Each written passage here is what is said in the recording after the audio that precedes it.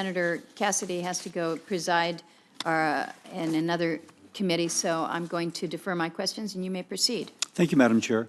Mr. Walker, there's a book, Black Swan, by Nicholas Taleb, and one of his premises is that the more complex organizations become, the more vulnerable they become to a black swan event.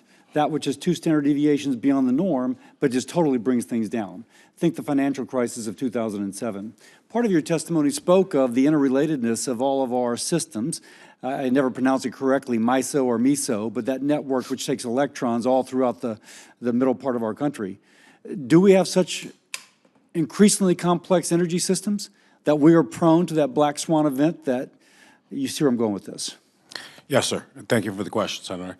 I believe that, as I did mention in my testimony, the interdependencies that are resulting through the retirement of many fuel-assured coal and nuclear plants that are being replaced with natural gas plants has placed a significant interdependency on the electric generation system upon the infrastructure that supplies and supports the gas infrastructure throughout the United States.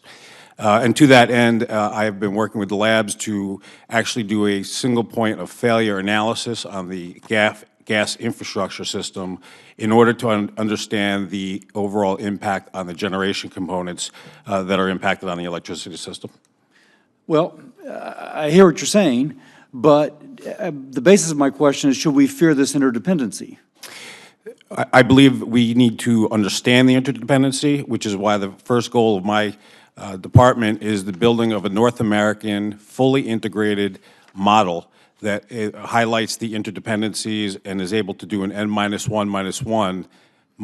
analysis to demonstrate what the interdependencies are, and therefore define the complexities to determine what the mathematical, the 2 standard deviation impact is away from a secure network. I'm not sure you're answering my question, because it does seem as if within that you acknowledge that we should fear, but you're just trying to prepare ourselves as much as possible to insulate that highly complex system from that two standard deviation event.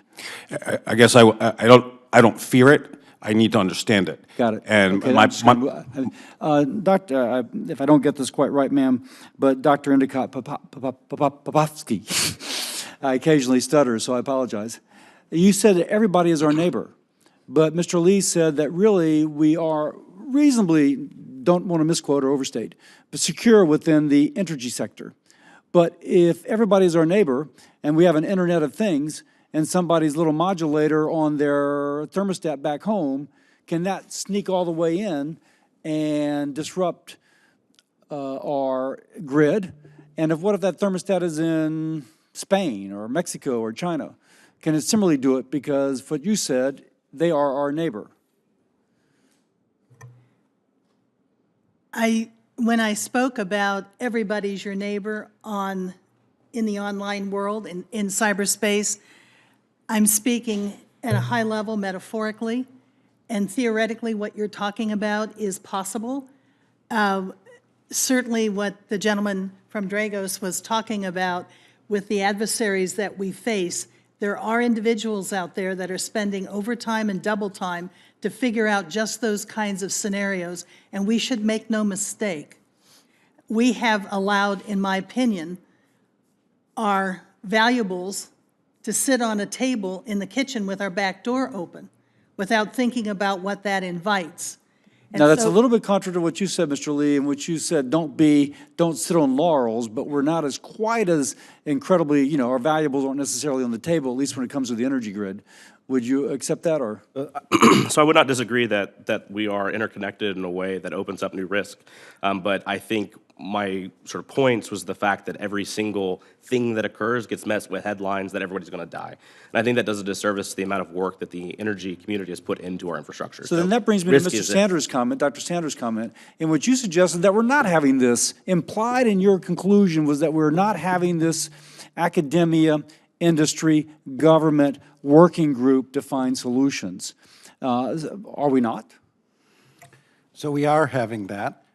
There are, actually funded by the Office of Electricity, there are efforts going on that are combining together academics, industry people, and government.